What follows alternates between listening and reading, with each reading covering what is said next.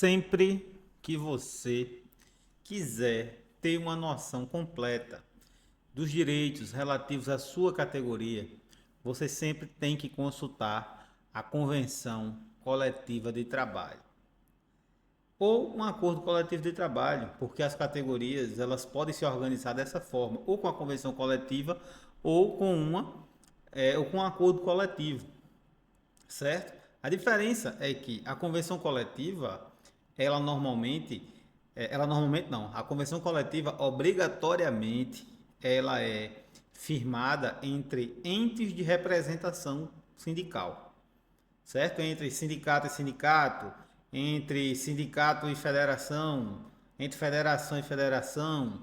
A convenção coletiva ela é formada por entes de representação, ela é firmada por entes de representação. Já o acordo coletivo de trabalho, ele é entre um ente de representação e o empregador, certo? Então, entre o sindicato dos empregados e a empresa X. É sempre bom você ficar atento a isso. Por quê? Porque seus direitos, eles não estão apenas na CLT e na legislação federal. A categoria, ela luta, né, ao longo do tempo para conseguir direitos, para conseguir benefícios para você, trabalhador. E esses direitos, eles também estão previstos na convenção coletiva, de forma mais específica. Hoje eu resolvi trazer aqui para vocês a convenção coletiva dos comerciários aqui de João Pessoa, tá aqui da Paraíba, né? Vamos ver aqui a base sindical. E com base nessa convenção coletiva, eu vou explicar para vocês alguns direitos que estão ali previstos, né? Vamos ler junto aqui, é um vídeo um pouco longo, mas você vai ficar ciente do que está na convenção coletiva e do que você tem direito, né? Vou ler o que é importante para o trabalhador. Tem coisas que é importante apenas para o sindicato ou para a empresa, mas vamos ler o que é importante para o trabalhador.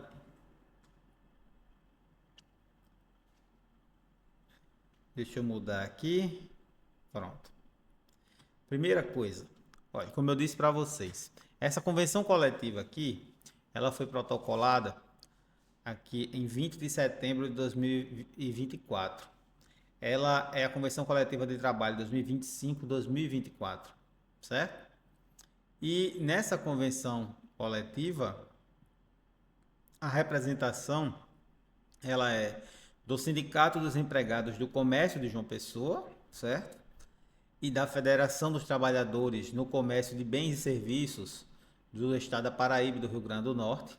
Ou seja, essas duas entidades de classe estão representando os trabalhadores, certo? A categoria profissional.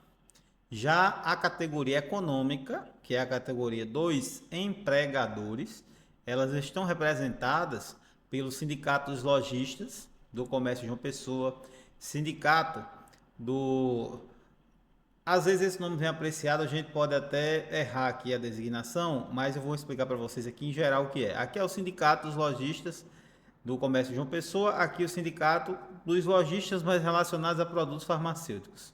Aqui também relacionado a produtos farmacêuticos, só que em atacado, certo? Aqui em varejo, aqui em atacado.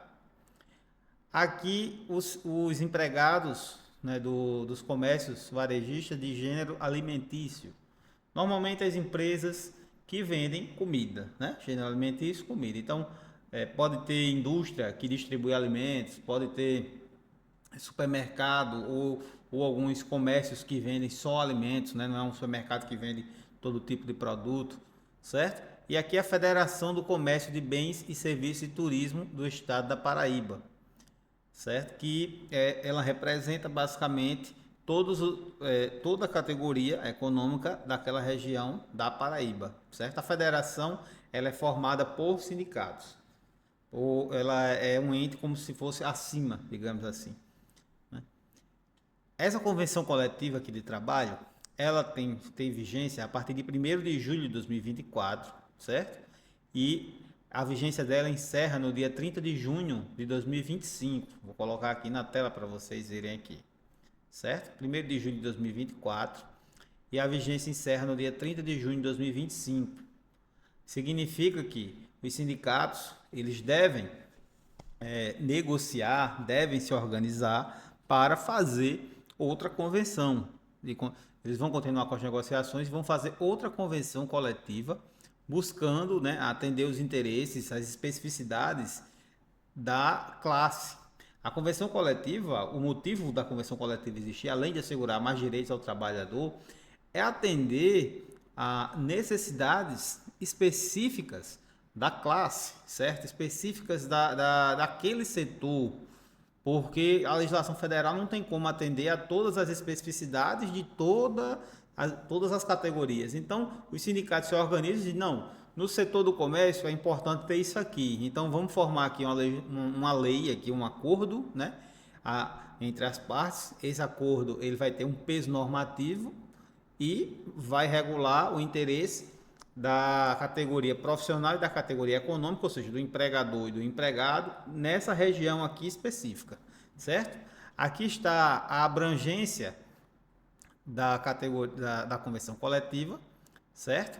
Então aqui, ó, a presente convenção coletiva trabalha abrangerá as categorias profissional dos empregados do comércio, do plano CNTC, exceto a categoria dos condutores, ajudantes de motorista, operadores de empilhadeiras no setor de indústria, comércio, serviços, eventos, instituições financeiras e educacionais. A abrangência territorial: Alhandra, Baía da Traição, Bahia, Caporã, Cabedelo, todas aqui que vocês estão vendo, certo?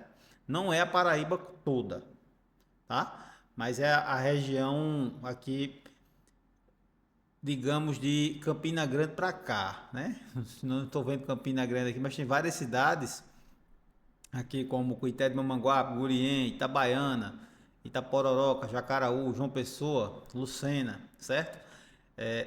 Para o lado de Campina Grande é outro sindicato que representa, não é esse, tá? Vamos passar aqui para o piso salarial, certo? Fica estabelecido o piso salarial da categoria na Grande João Pessoa, que compreende, além da capital, os municípios de Bahia, Cabedelo, Santa Rita e Conde, certo? Então preste atenção. Olha, essa convenção ela abrange esses municípios que estão aqui, certo? Esses municípios. Mas o piso salarial é diferente, tá? Aqui, ó, para Bahia, Cabedelo, Santa Rita e Conde, o piso salarial é R$ 1.586 a partir de 1º de julho de 2024. Para uma jornada de 44 horas semanais, ou seja, é acima do salário mínimo. É inclusive acima do salário mínimo atual, que é 1.518, né, em 2025.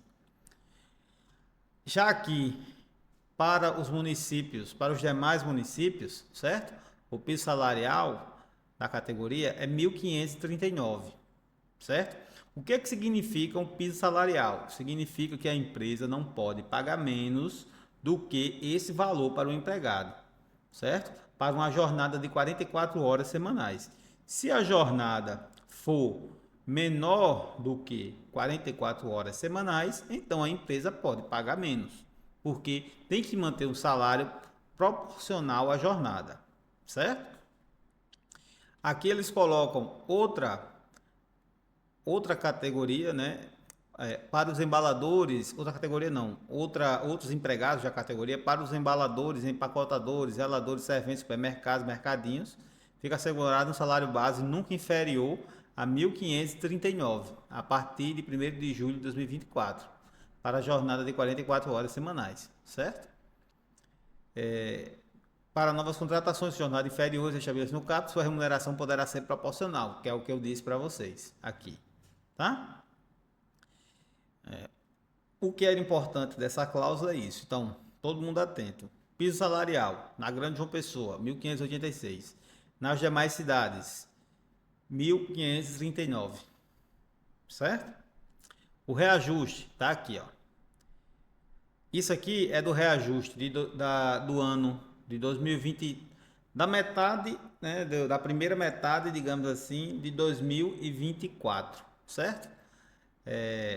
Tá aqui, os integrantes da categoria profissional que recebiam em junho de 2024 um salário no valor acima dos pisos 1.510, certo? E 1.463 em relação aos empregados indicados no parágrafo primeiro, que são os das demais cidades não relacionadas na Grande João Pessoa, né? Até o limite de 6 mil e pouco, terão seus salários reajustados em percentual de 4%. Isso aqui é algo interessante para quem já atua no comércio há muito tempo, em uma empresa há muito tempo. Caso você não tenha tido direito a esses reajustes, é sempre importante você procurar um advogado para lhe orientar. Por quê? Porque pode ser que você tenha direito às diferenças salariais. Isso aqui não é algo que a empresa faz se quiser. A empresa tem que fazer. Ela é obrigada a cumprir a convenção coletiva de trabalho, certo? Os demais parágrafos dessa cláusula não é interessante para a gente, certo? Tem um negócio que é interessante aqui, que é o seguinte, olha, a data base da categoria, ela é 1º de julho. Vocês estão vendo aqui? A data base da categoria, ela é 1º de julho, certo? Existe uma indenização no valor de um salário para o empregado que é demitido nos 30 dias anteriores à data base. Ou seja, o comerciário que é demitido ali em junho, tá? Em junho, ele tem direito a uma indenização no valor de um salário, certo? Essa indenização está numa lei específica, antiga, mas isso ainda existe. É bom ficar bem atento para isso, porque pode ser, né, que a empresa, não pague, então você tem que acionar a empresa na justiça para ter direito a essa indenização, certo? Vamos passar aqui para o pagamento retroativo, também não é interessante. Adiantamento de 13º salário, isso aqui é interessante. As empresas obrigam-se ao pagamento, a título de adiantamento, 50% do 13º salário por ocasião das férias, desde que requerido até 30 de setembro de 2024 para o segundo semestre de 2024 e 31 de 1 de 2025 para o primeiro semestre de 2025. Por que isso? Porque o 13º salário, ele deve ser pago em 2 parcelas, certo? A primeira até o final de novembro, tá? A primeira até novembro, depois a segunda em dezembro. Tem empresas que pagam antes, tem empresa que paga no meio do ano, tem empresa que paga em outubro, enfim, vai de cada um. Pela legislação, é isso que eu disse para vocês. Já aqui é uma hipótese em que o empregado, se ele for tirar férias, ele pode solicitar o adiantamento do 13º salário. Ele tem que cumprir esses prazos aqui, certo? Então, se o empregado, por acaso, for tirar férias nesse período, por exemplo, outubro, tá ali, do ano, se ele requerer o adiantamento do 13º, ele pode ter direito a receber esse adiantamento do 13º salário junto do pagamento das férias. Isso é bom por quê? Porque às vezes a pessoa quer viajar, né? Às vezes a pessoa tem algumas coisas para fazer em casa, enfim, vai fazer uma reforma em casa durante as férias, então o dinheiro do 13º ele ajuda, certo? Então o empregado ele pode solicitar, desde que atendida essas condições aqui, certo? Dessa cláusula. Aqui tem outra cláusula bem importante. As empresas fornecerão obrigatoriamente envelope mensal de pagamento ou documento equivalente por meio eletrônico ou digital, contendo especificações relativas a salário, comissões adicionais, repouso semanal remunerado, bem como descontos efetuados. Isso aqui, minha gente, se chama contra-cheque, certo? Muitas empresas simplesmente não fornecem contra-cheques aos empregados. As empresas vão lá, pagam ao empregado, o empregado nem sabe o que recebeu, certo? Depois, ele não sabe se recebeu as horas extras aqui em direito, porque a empresa não é transparente com o banco de horas, que normalmente tem. O empregado não sabe se a empresa pagou, por exemplo, adicional noturno, para quem trabalha em farmácia, por exemplo, que funciona 24 horas. Não sabe se recebia tudo de adicional noturno. Por quê? Porque a empresa não fornece contra-cheque. Muitas vezes as empresas descumprem isso aqui. E se descumprir, tem multa. Vocês vão ver isso mais na frente. Certo? Então, a empresa ela é obrigada a fornecer contra-cheque. Aqui não tem o nome contra-cheque, mas isso aqui é o que a gente chama de contra-cheque. Salário base, referência, tantos dias, hora extra, salário família, se o empregado tiver, adicional noturno, FGTS, desconto INSS, certo? E por aí vai. A empresa é obrigada a fornecer mensalmente ao empregado, tá? E é bom que o empregado guarde, é essencial que o empregado guarde, porque depois ele vem para o escritório, vem consultar o advogado e simplesmente ele não sabe se recebeu ou não. Às vezes a gente tem que fazer uma ação, é, às vezes a gente tem que fazer uma ação sem saber se o empregado recebeu ou não. E isso é muito ruim. Por quê? Porque muitas vezes a empresa pagou, mas o advogado não sabe e confia no cliente, sendo que o cliente diz que não recebeu, mas recebeu, porque não manteve esse controle. Muita gente não mantém esse controle. Então é importante, sempre que a empresa der um contra-cheque para você, guarde, certo? Guarde esse contra-cheque, porque isso serve de prova para tudo, inclusive para depois você comprovar que trabalhou para aquela empresa, caso precise, junto ao INSS. Então é bom você ficar atento para isso, tá? Guarda esses documentos, porque isso é fundamental para a sua vida, digamos assim, certo? Isso é fundamental para a sua vida.